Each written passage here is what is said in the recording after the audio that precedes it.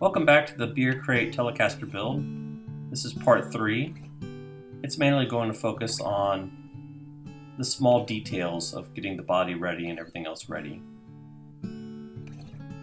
Here I'm just trying to reestablish the center line so I can start installing the bridge or getting the bridge laid out. I still have to drill the holes for the strings and the mounting screws.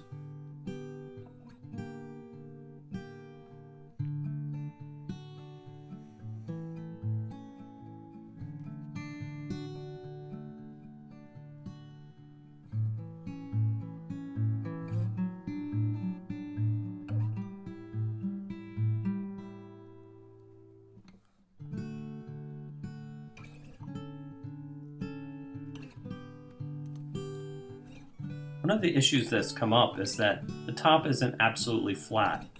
And so when I put the bridge on it, the bridge rocks. And this is simply because it's an old beer crate that I've used for a guitar top. The different sections of the crate that I've laminated aren't perfectly flush with each other. So here I'm marking out the area where I'll place the bridge. And I'm going to make a mask so that I can then go back and use a chisel to flatten out that area.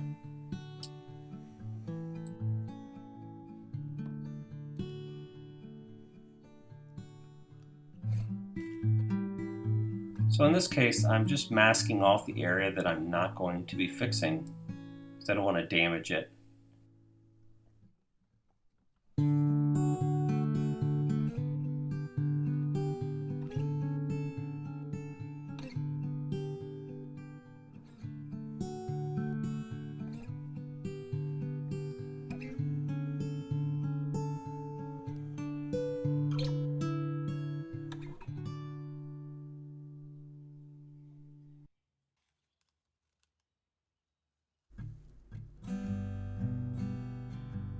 Another benefit of using the X-Acto knife is that I'm scoring the wood a bit. I'm going to go back and do that a bit more, but that will help minimize tear out. Just checking to make sure everything lines up correctly. And here again, I'm just scoring the wood fibers so that when I use a chisel in a bit, it doesn't result in any sort of tear out of the wood underneath the masking tape.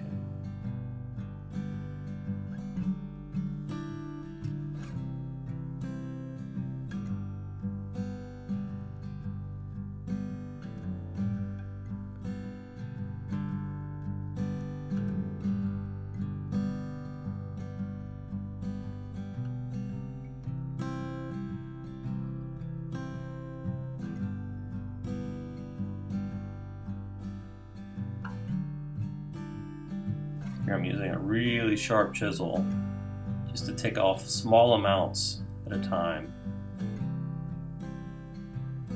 so that I can level this area. I really want good solid contact between the bridge and the top of the guitar.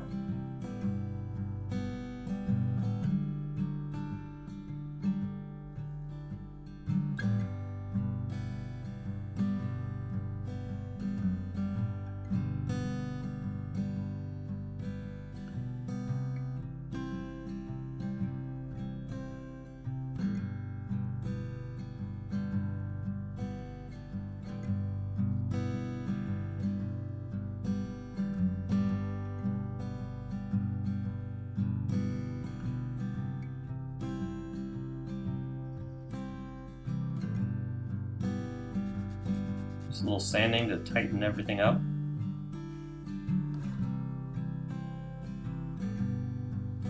Checking it again just to make sure that when I put the bridge on that it doesn't wobble.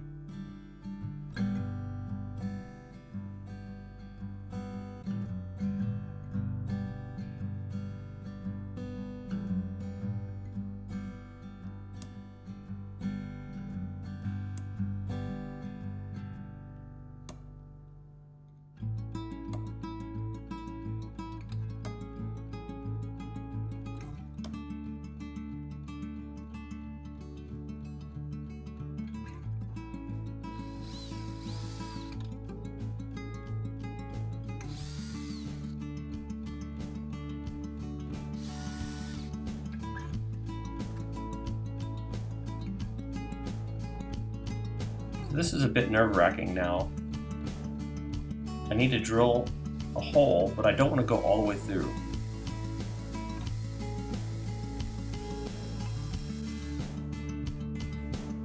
If I go all the way through, a couple things can happen. One is that I'll almost surely have blowout on the back side of the guitar, or tear out.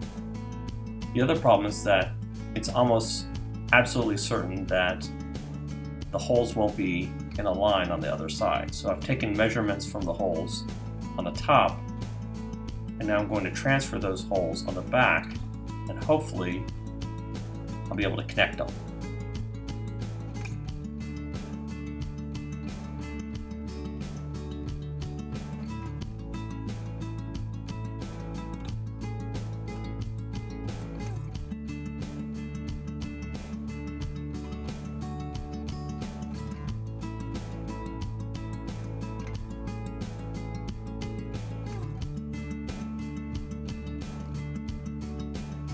You can't see it, but there's a center line where the two pieces of ash have been glued together. So I'm using this to make sure that the bridge is actually perpendicular to that center line. Piece of masking tape to hold it in place. The thing is that once you start marking stuff, things can shift. So once I start marking the hole positions to drill, just the act of marking can make that bridge move, and I don't want that to happen. So I'm just temporarily taping it to the body.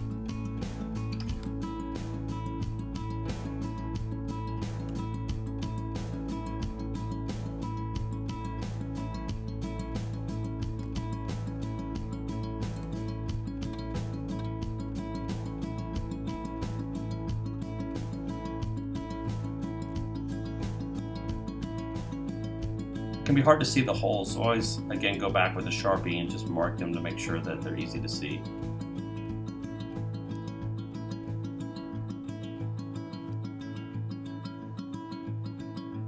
And at this point, you're just really crossing your fingers and hoping that you measured everything correctly.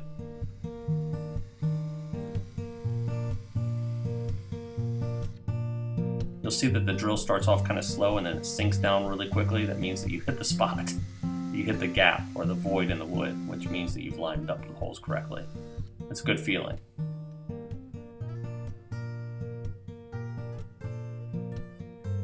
A little break from the body. Here I've made a template to route a control cover. I'm going to make the control cover out of walnut so it'll match the neck.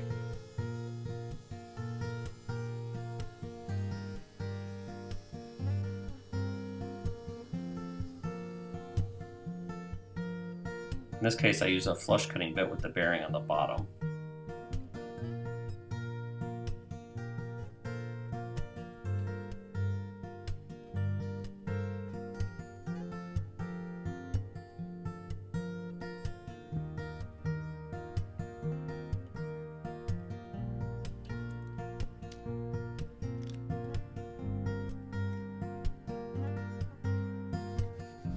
A little cleanup, make sure all the edges are nice and straight.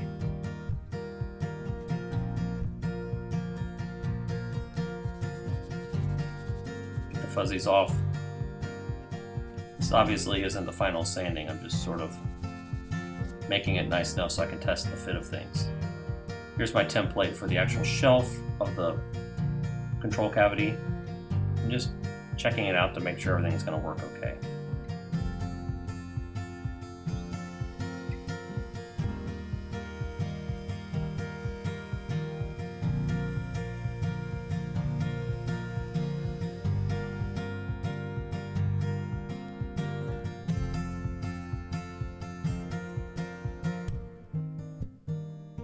And voila, you have a control cover and a control cavity.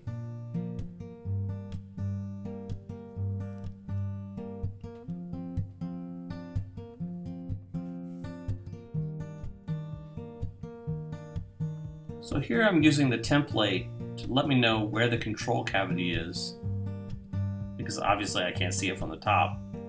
But this will allow me to lay things out knowing that the cavity is underneath.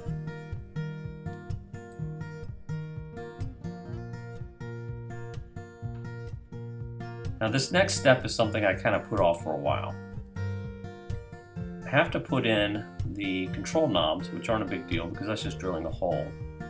But I also decided I want to put in the pickup selector without any sort of control plate or pick guard or anything like that. So I had to figure out a way to cut this slot in the top of the guitar without making a mess out of it. I considered using a router.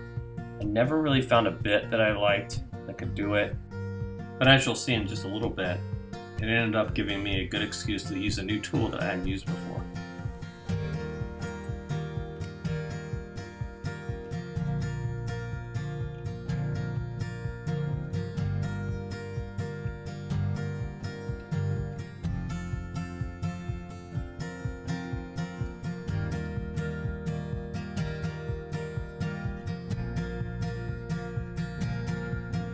Here I have the control plate, or the, I don't know what it would be called, a plate that you install the controls to, I guess. And I'm not going to use it, but I'm using it as a guide to help me know where to lay things out.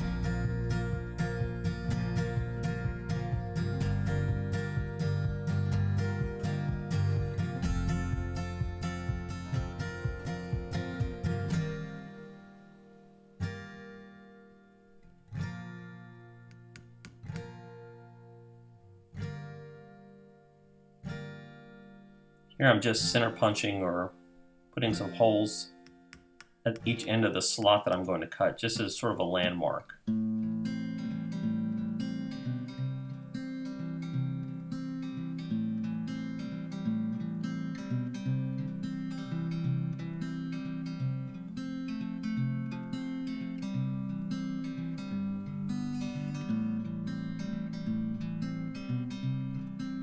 Again, I went through a lot of different ideas how to do this. Finally, I decided to use my beloved router plane.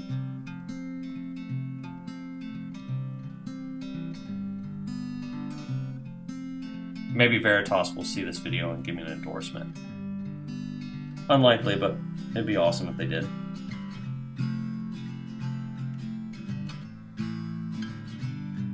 This took a while. I really took it slowly. I wanted to make sure that I didn't screw this up, because you really kind of only have one go at it. Anything messed up here would mean I'd have to go to a pick guard or something like that, or that metal control plate, and I really don't want to do that, or I didn't want to do that.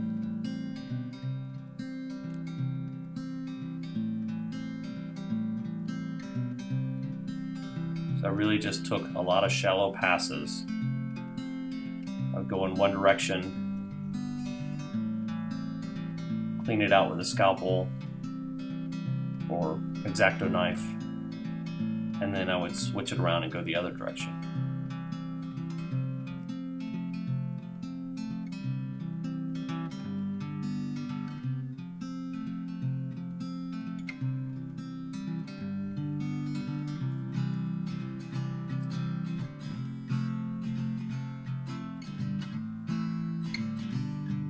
I'm sure some of you are watching this and thinking, just use a router.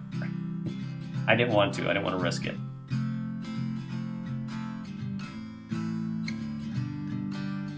So at this point, I've gotten really far down, and I just can't get the router plane to go any lower. So I'm drilling out just the rest of it.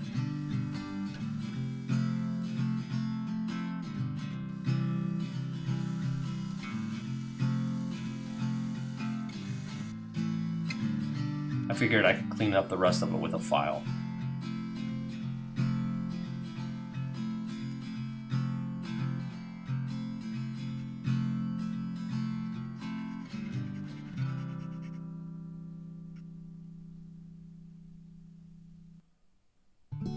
And at the ends, I had a hard time really getting those cleaned up, so I decided to use my StewMac nut cutting files. And they worked okay. Not great, but it worked. It was a start. I don't recommend it.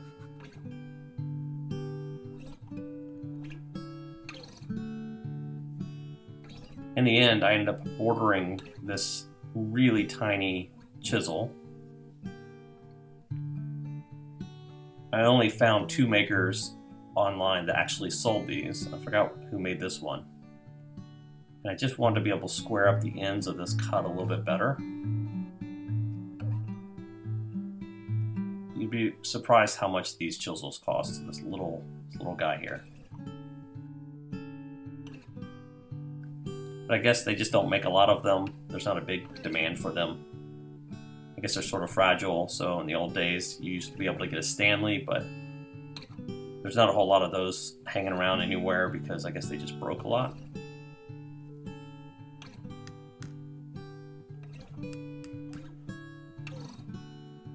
Just laying out the holes.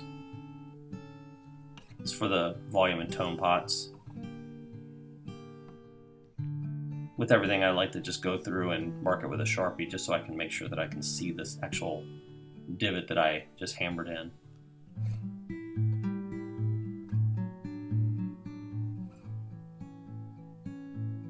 And there they are. This was probably the most anxiety-provoking part of the build that I had to do. And I really kind of put it off and thought about it.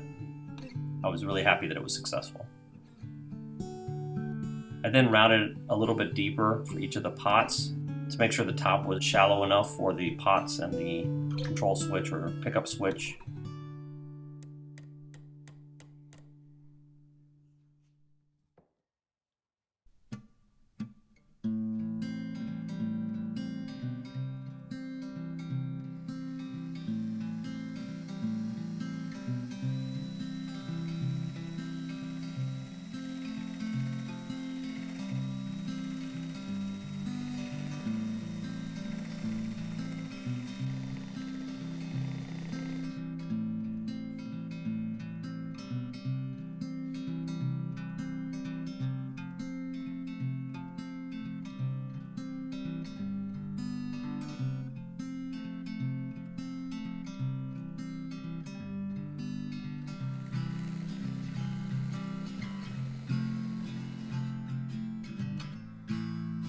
So this is the output jack.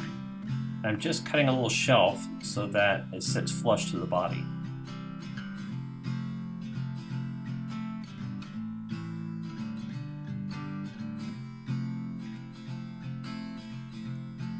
I'm using a ruler to see if it's flush, if there's anything protruding. Then you go with a slightly smaller Forstner bit, and this allows the jack to sit down in the socket, and that lip will kind of sit flush to the wood.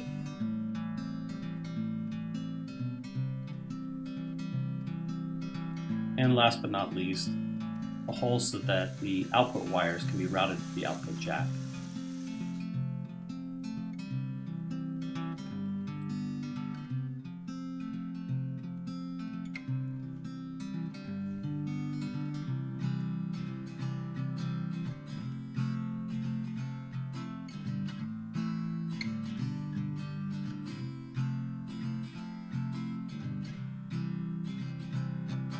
So that's the body. It's pretty much done at this point.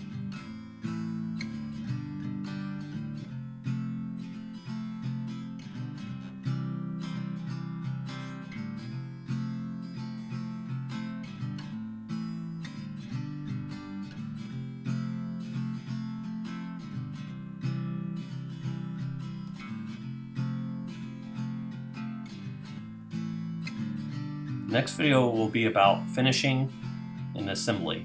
So be sure to check back soon, and please subscribe if you haven't.